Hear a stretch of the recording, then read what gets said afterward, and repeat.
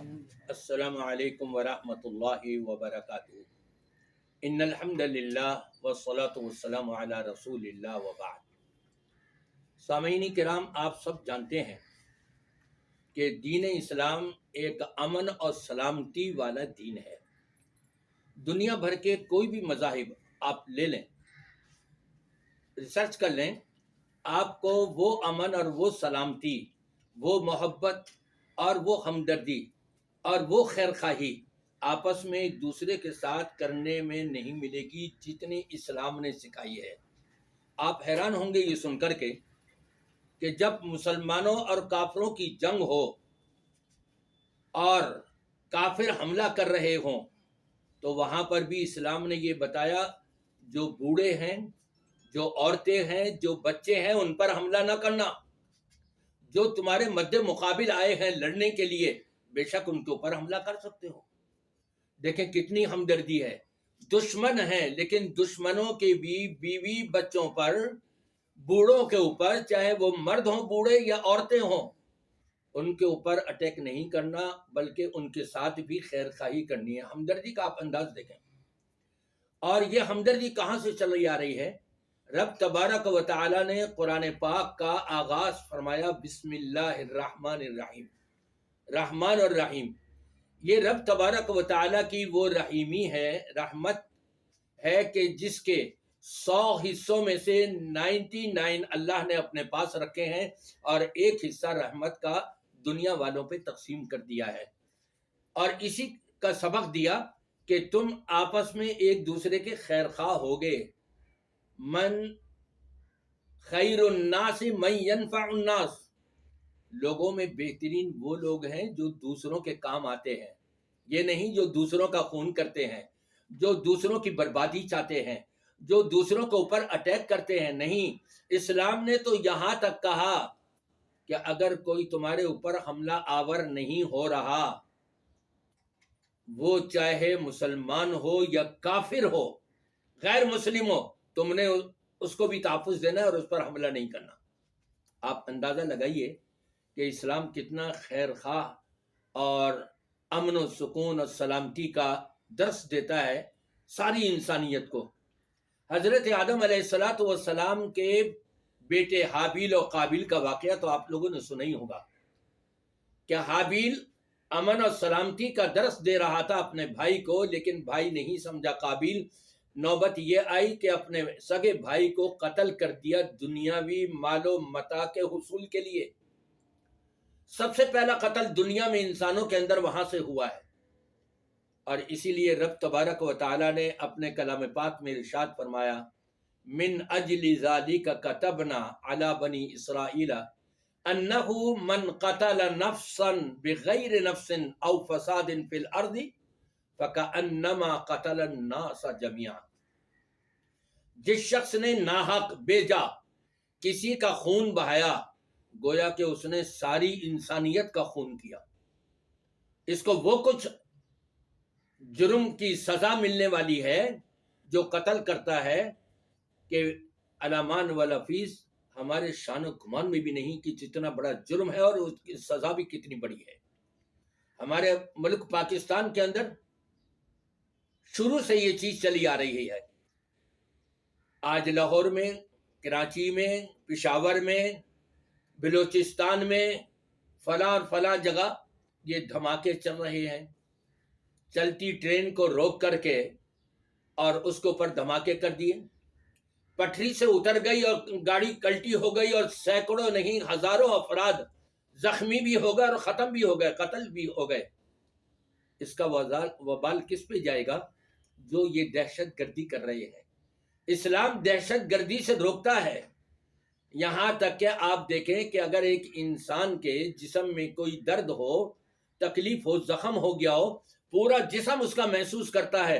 اسلام فرماتا ہے ایک مسلمان کو اگر تکلیف ہو تو سارے مسلمانوں کو وہ تکلیف محسوس ہونی چاہیے، یہ ہے ہمدردی۔ اور پھر یہاں تک بھی بتا دیا کہ غیر مسلم بھی جو ہیں ان کو بھی تم نے اذیت نہیں دینی، ان کو بھی تکلیف نہیں دینی کہ جو تمہارے خلاف کوئی کارروائی نہیں کر رہے اور وہ تمہارے حق میں یا تو خاموش بیٹھے ہوئے ہیں اور کوئی ایسی حرکت نہیں کر رہا ہے جس سے تم کو اذیت پہنچ رہی ہو، خبردار تمہارے ہاتھوں سے، تمہاری زبانوں سے وہ محفوظ ہیں، چاہے وہ تمہارے ملک میں ہو یا کسی اور ملک میں ہو۔ لیکن یہ پاکستان ہے جو کلمے کی بنیاد کے اوپر قائم کیا گیا تھا، لیکن افسوس یہ کہ آنے والے حکمران جتنے بھی ہیں اب تک، وہ ووٹ لینے سے پہلے تو بہت کچھ دعوے کرتے رہے، لیکن ووٹ لینے کے بعد پھر وہ اپنی منمانی کرتے رہے، اور ان کے اپنے منمانی ہونے کی وجہ سے یہ پاکستان کے اندر دہشت گردی بڑھ رہی ہے۔ یہ دہشت گردی بیرونی بھی ہو سکتی ہے، غیر مسلم، انڈیا، امریکہ، برطانیہ، یہ جتنے بھی ہیں یہ سارے کے سارے یہ کروا سکتے ہیں اور کروا رہے ہیں، اور ہمارے پاکستان کے کلمہ پڑھ لینے والے وہی خود اعلی کار بن جاتے ہیں، اور چند پیسوں کی وجہ سے، چند ڈالروں کی وجہ سے وہ یہ ناجائز حرکت کر بیٹھتے ہیں۔ قیامت کے دن اللہ کو کیا جواب دیں گے؟ ٹرین کا جو حادثہ ہوا ہے جعفر ایکسپریس کا، اس میں بے گناہ نہیں مرے، کتنے بچے، کتنی عورتیں، کتنے بوڑھے، ان کا کیا قصور تھا؟ یہ گویا کہ فساد ہے جو لوگ یہ کر رہے ہیں۔ رب تبارک و تعالی ان فسادیوں سے راضی نہیں، بلکہ دنیا کی بھی سزا بتا دی اور آخرت کی بھی سزا بتا دی۔ یہ حکمرانوں کا فریضہ بنتا ہے دہشت گردی کو روکنے کے لیے۔ فرمایا کہ انما جزاء الذین یحاربون اللہ ورسولہ، جو بھی اللہ اور اس کے رسول کی نافرمانی کرتے ہوئے خلاف ورزیاں کر رہے ہیں، وَيَسْعَوْنَ فِي الْأَرْضِ فَسَادًا، اور زمین میں فساد کر رہے ہیں، قتل و غارت گری کر رہے ہیں، دہشت گردی کر رہے ہیں، خون بہا رہے ہیں بے جا لوگوں کا، ان کی سزا دنیا میں یہ ہوگی ان يُقَتَّلُوا أَوْ يُصَلَّبُوا، قتل کر دیے جائیں وہ پکڑ کے۔ یہ ذمہ داری کس کی ہے؟ یہ حکومت کی ہے۔ اگر حکومت یہ نہیں کر رہی تو قیامت کے دن یہ بھی پوچھی جائے گی، یہ بھی اللہ کے کٹہرے میں کھڑے ہو کر وہاں مجرم کی حیثیت سے جواب دے ہوگی۔ اور پھر اسی کے ساتھ ساتھ علماء کرام، پورے پاکستان کے جتنے بھی مسالک اور مذاہب ہیں، تمام علماء کا یہ فرض بنتا ہے کہ اپنی دعوت و تبلیغ کے اندر زبانی طور پر دہشت گردی نہ پھیلائیں، بلکہ امن و سکون لوگوں کے سامنے پیش کریں، سلامتی ان کے سامنے پیش کریں، سلامتی کا سبق سکھائیں ان کو، اور ان کو بتائیں کہ ایک مسلمان دوسرے مسلمان کا خیر خواہ ہوتا ہے، بدخواہ نہیں ہوتا۔ یہ سبق سکھائیں اپنے درسوں کے اندر۔ اگر یہ چیز نہیں پائی گئی ان کے، تو یہ علماء کرام بھی اللہ کی عدالت میں وہاں کے کٹہرے میں کھڑے ہو کر کے جواب دہ ہوں گے، اور وہاں ان کے لیے بھی پھر سزائیں ہوں گی۔ اور عوام الناس کا بھی یہ فرض بنتا ہے، جس کے علاقے میں یہ ہو رہا ہے کوشش کریں، تک و دو کریں، بھاگ دوڑ کریں، چھان بین کریں، معلومات حاصل کریں کہ یہ کون لوگ ہیں جنہوں نے کیا ہے، اور پھر ان کی خبر حکومت کو دیں، اطلاع دیں، ارباب اقتدار کو بتائیں کہ جی یہ فلاں فلاں جو ہے اس کے اندر ملوث تھے، چاہے وہ آپ کا اپنا رشتہ دار ہو، چاہے آپ کا دشمن ہو یا آپ کا دوست ہو۔ اگر آپ نہیں بتائیں گے یہ، تو گویا کہ اللہ کے ہاں پھر آپ بھی مجرم ہوں گے اور اللہ کے کٹہرے میں کھڑے ہو کر کے جواب دہ ہوں گے۔ رب تبارک و تعالیٰ فرماتا ہے جو یہ فساد کر رہے ہیں، دہشت گردی کر رہے ہیں، ان کی سزا دنیا میں یہ ہے کہ ان یقتلوا، ان کو قتل کر دیا جائے، یا پھر او یصلبوا، سولی چڑھا دی جائے، او تقطع ایدیہم وارجلہم من خلاف، یا ان کے ہاتھ پیر، سیدھا ہاتھ کاٹ دیا، الٹا پیر کاٹ دیا، یا الٹا ہاتھ کاٹ دیا، سیدھا پیر کاٹ دیا، اس طرح سے ان کو سزا دے کر کے زمین پر پھینک دو، جیسے نبی کریم صلی اللہ علیہ وسلم کی حیات طیبہ کے اندر یہ محاربین سے یہ معاملہ کیا گیا تھا کہ جنہوں نے مسلمانوں کو قتل کیا تھا۔ یہ رب تبارک و تعالیٰ کا فرمان ہے اور ارشاد ہے۔ اور پھر رب تبارک و تعالیٰ فرماتا ہے وَيُنْفَوْا مِنَ الْأَرْضِ، یا پھر ان کو نکال دیا جائے اپنے ملک سے، یہاں سے بالکل بھیج دیا جائے۔ ذَلِكَ لَهُمْ خِزْيٌ فِي الدُّنْيَا، رب فرماتا ہے یہ تو دنیا کی سزا ہم نے رکھی ہے ان کے لیے۔ وَلَهُمْ فِي الْآخِرَةِ عَذَابٌ عَظِيمٌ، آخرت میں اللہ کی عدالت میں جب پیش ہوں گے بہت بڑا عذاب ان کے اوپر واقع کیا جائے گا۔ دنیا کا عذاب نہیں سہ سکتے ہم تو آخرت کا عذاب کیسے سہیں گے؟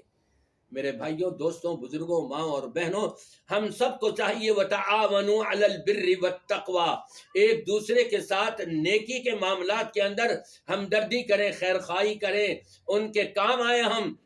وَلَا تَعَاوَنُوا عَلَى الْإِثْمِ وَالْعُدْوَانِ، دشمناگی کی بنا پر، گناہ کی بنا پر ہم کسی کا بھی ساتھ نہ دیں۔ اگر کوئی مجرم ہے اور ہمیں علم ہے تو ارباب اقتدار تک ہم یہ بات پہنچائیں، ڈرے نہیں کہ جی کل ہمارے ساتھ کیا ہوگا اگر ہمارا نام آ گیا کہ ہاں جی انہوں نے بتایا۔ نہیں، اللہ سے ڈر جائے۔ اللہ تبارک و تعالی فرماتا ہے وَمَن يَتَّقِ اللَّهَ يَجْعَل لَّهُ مَخْرَجًا، جو اللہ سے ڈر گیا، اس کا خوف اپنے اندر قائم کر لیا، پریشانیوں سے، مصائب سے، تکالیف سے نکلنا اللہ اس کے لیے آسان فرما دے گا۔ جب یہ تک دہشت گردی جو پہلے نمبر پر حکومت کی ذمہ داری ہے، اگر وہ اپنا حق ادا نہیں کر رہی، اور علماء کی ذمہ داری ہے وہ اپنا حق ادا نہیں کر رہے، بلکہ اپنے بیانات کے اندر مزید دہشت گردی زبانی طور پر پھیلا رہے ہیں، یہ بھی اللہ کی بارگاہ کے مجرم ہوں گے۔ عوام کو بھی چاہیے کہ وہ بھی اس جرم کے اندر اپنے آپ کو شامل نہ کریں، حق کو پیش کریں جو بھی ہے۔ انشاءاللہ اللہ تبارک و تعالی سب کا مددگار ہوگا۔